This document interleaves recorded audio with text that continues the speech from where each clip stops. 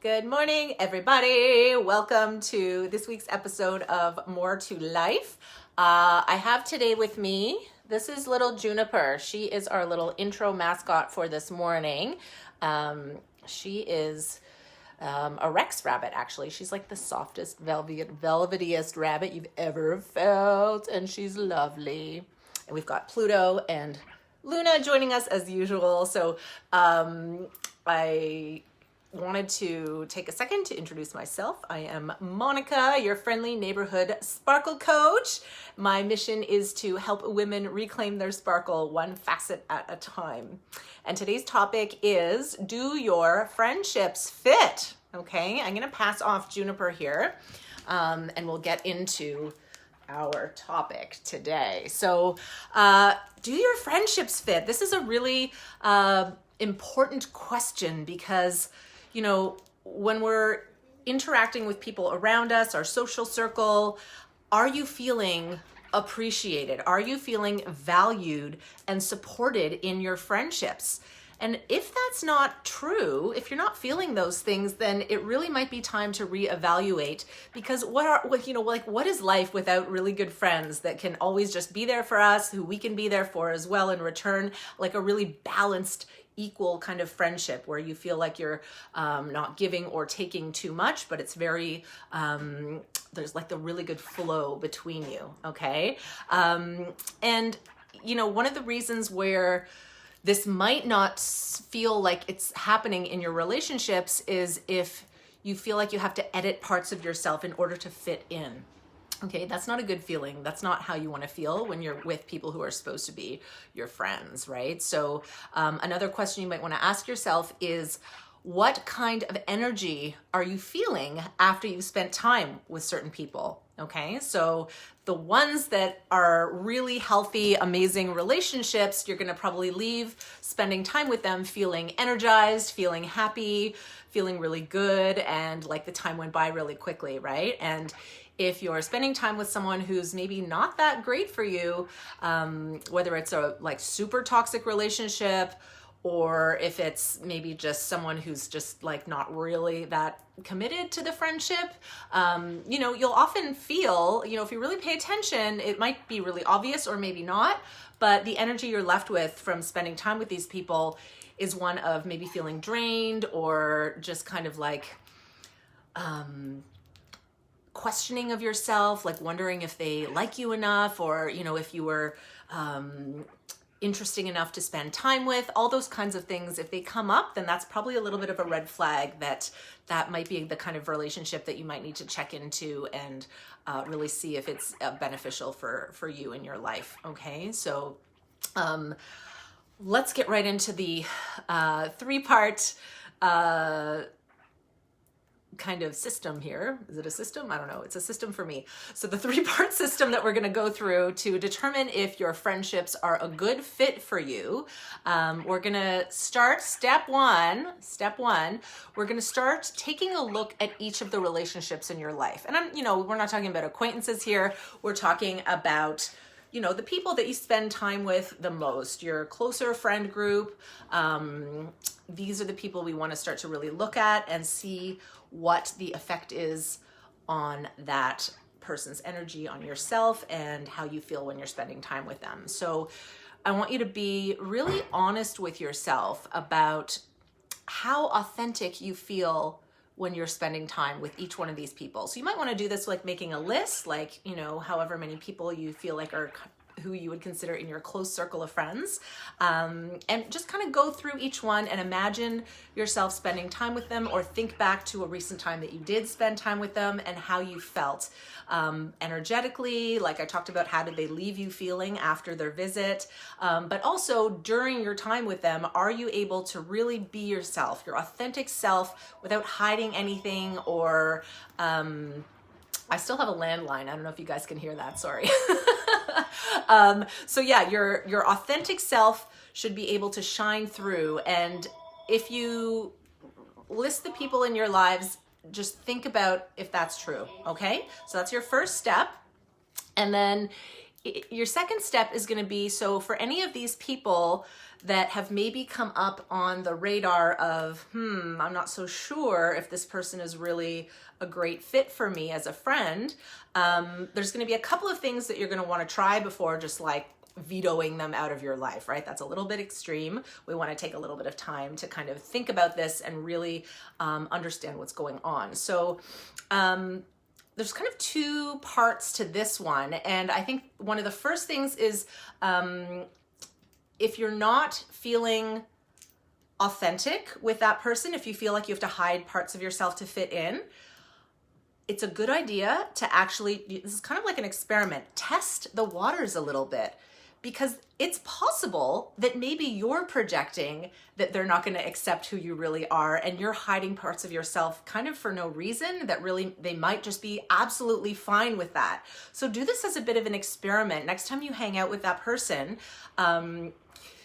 start to maybe just throw in some pieces of whatever it is that you've been hiding about yourself. Maybe you want to laugh a lot more. Maybe you want to wear certain things, or talk about certain subjects that you felt like maybe were a bit taboo with that person. You don't have to do everything at once, but maybe just start to put little bits of those things into the equation and see how the other person reacts. Okay.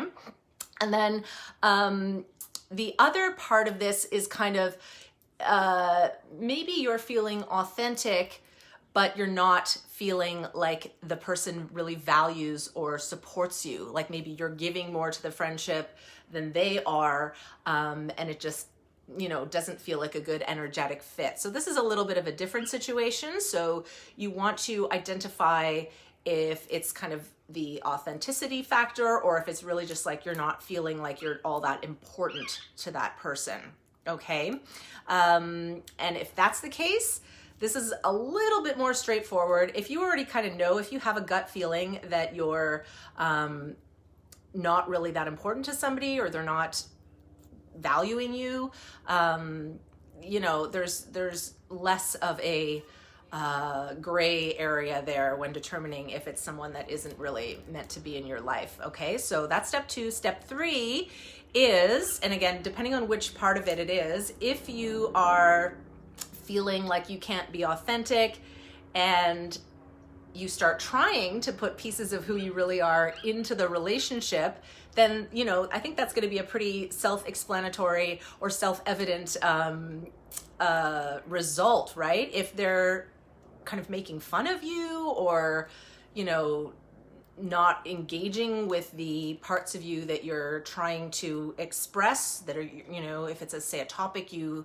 really want to talk about, but you weren't sure that they'd be okay with, engaging that way, it's probably also going to be pretty clear if you're starting to be really authentic with the person and they're not taking it well, then it may be time to let them go. And then on the other end of the scale, if you've already determined that you're not having a great energy with somebody, or they're not making you feel important in their lives, then again, this could be an indication that it's time to move on from that friendship. And the question is, how do we move on? And I mean, really, there are 2 options that you can go with depending on how you're feeling and what the relationship is like. If it's the case where someone just really isn't valuing you or your friendship, not supporting you, this is, I think, a case where, just sort of slowly backing away, not engaging as much, turning down offers to hang out, and just sort of fading away might be completely warranted. Because, if they're not really supporting you or caring about, the deeper aspects of your being, then that's just kind of too bad for them, right? But if it's a situation where you were able to be, if you weren't able to be authentic, and the person really wants to spend time with you, but you're not feeling like you can be yourself, then this might be the situation where a little conversation might need to be had, and to explain that you're not feeling totally comfortable being yourself, and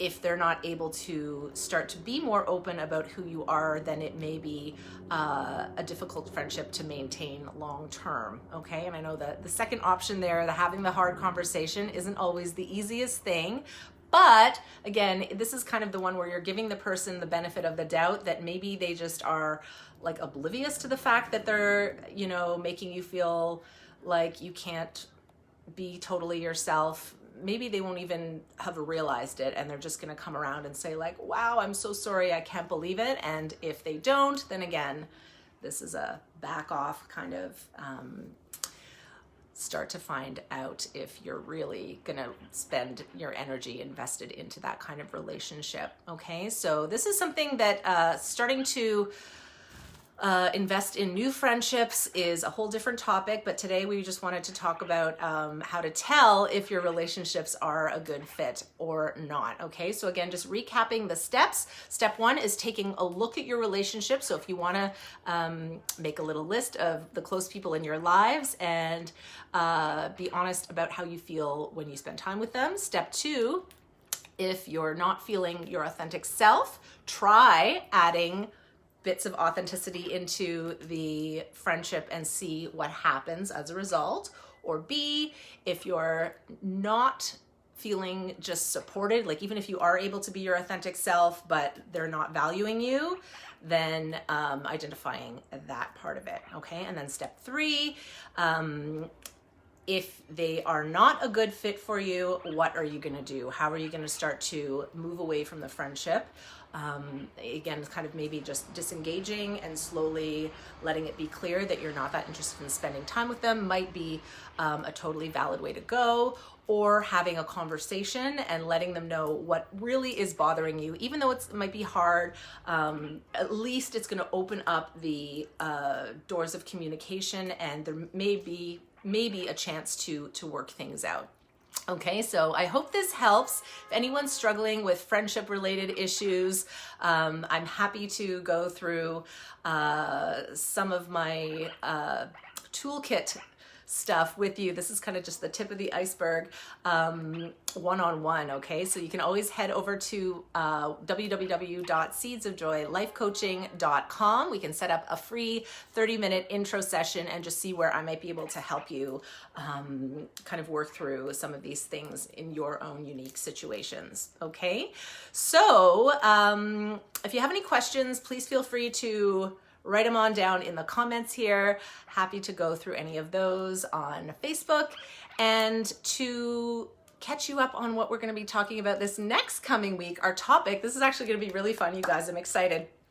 It's the Love It or Let It Go home edition. Okay, so we're going to be talking about your home decor, your style, of how you decorate your surroundings, and this is a really great topic because even though it seems very aesthetic, it can also be related to a lot of kind of deeper things going on.